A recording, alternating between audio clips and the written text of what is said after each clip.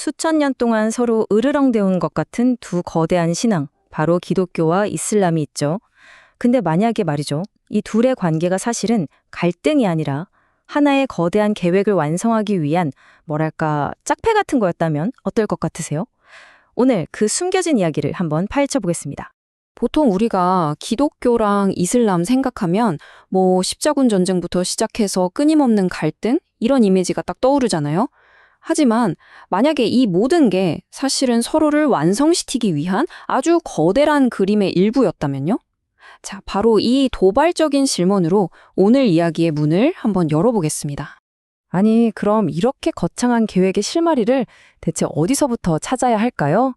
놀랍게도 말이죠. 그 시작점은 두 종교가 공통으로 우리 조상님 맞습니다 하고 인정하는 단 한 사람, 바로 아브라함에게서 시작됩니다. 네, 아브라함에게는 이삭과 이스마엘이라는 두 아들이 있었죠. 바로 이 두 아들로부터 겉으로 보기에는 완전히 다른 길을 걷는 것처럼 보이는 두 거대한 영적인 흐름, 즉 기독교와 이슬람이 시작된 겁니다. 자, 그런데 이 두 신앙의 이야기가 그냥 종교 역사에만 국한된 게 아니에요. 이 엄청난 계획을 제대로 이해하려면 시야를 확 넓혀서 모든 문명에 겪는 흥망성쇠의 보편적인 법칙, 그러니까 더 큰 그림을 먼저 볼 필요가 있습니다. 모든 문명은요, 마치 봄, 여름, 가을, 겨울처럼 이 6단계 사이클을 계속해서 반복한다고 해요. 새로운 힘이 막 솟아나는 흥기의 단계를 지나면 성장이 멈추는 정체기가 오고요. 그러다가 문제가 빵 터지는 위기를 맞고 결국 기존 질서가 무너지는 쇠퇴의 길을 걷게 되죠. 그리고 과거와의 단절이라는 아주 고통스러운 과정을 거치고 나서야 비로소 새로운 도약이 가능해진다는 겁니다. 참 인생 같지 않나요? 자, 그럼 지금 우리는 이 6단계 중에 어디쯤 와 있을까요? 이 모델에 따르면요. 지금 우리가 겪고 있는 이 전 세계적인 혼란과 문제들, 이게 바로 우리가 위기라는 아주 중요한 단계에 들어섰다는 명백한 신호라는 거예요. 그리고 이 위기는요, 그냥 나쁜 게 아니라 근본적인 변화를 위해 꼭 거쳐야 하는 과정이라는 거죠. 자, 이제 다시 렌즈를 좁혀서 이 이야기의 가장 핵심으로 들어가 보겠습니다. 두 영적인 흐름의 본질을 꿰뚫는 두 개의 키워드, 바로 의와 식입니다. 먼저 기독교 전통의 핵심이라고 할 수 있는 의에 대해 알아볼게요. 이게 뭐냐면 단순히 율법을 지키는 겉모습보다는 믿음을 통해서 내면이 근본적으로 바뀌는 것, 말하자면 마음의 할례를 강조하는 길이에요. 눈에 보이지 않는 나무의 뿌리 같은 거라고 생각하시면 쉽습니다. 반면에 이슬람 전통의 핵심은 바로 식입니다.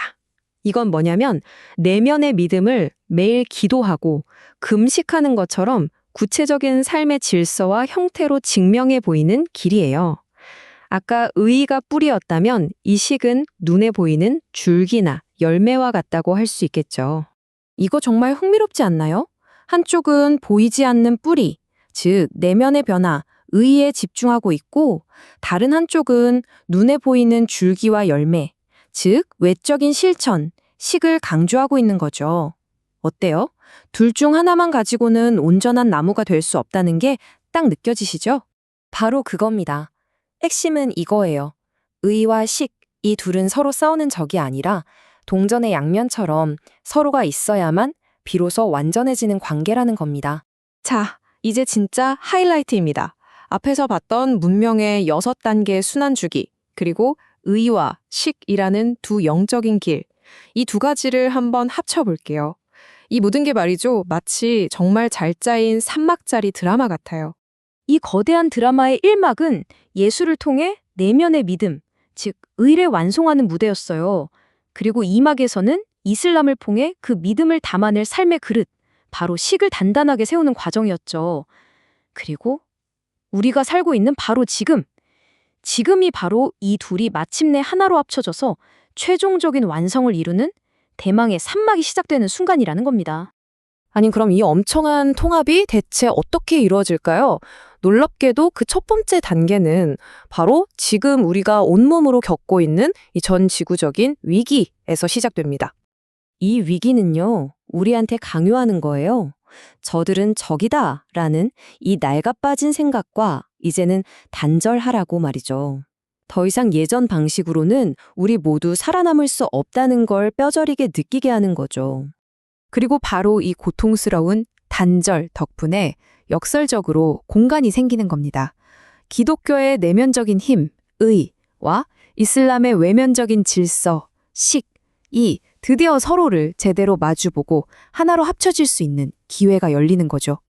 네, 바로 이 둘의 결합. 이것이야말로 수천 년에 걸친 거대한 계획이 완성되는 바로 그 순간을 의미하는 겁니다. 그리고 이 영적인 통합이 인류 문명 전체를 다음 단계로 이끌어갈 새로운 도약의 강력한 엔진이 되는 겁니다. 정말 길고 긴 순환의 끝이자 완전히 새로운 시대의 시작인 셈이죠. 자, 그럼 이 거대한 통합이 구체적으로 우리 미래에 어떤 의미를 갖게 될까요? 이 놀라운 청사진이 보여주는 마지막 결론을 함께 보시죠.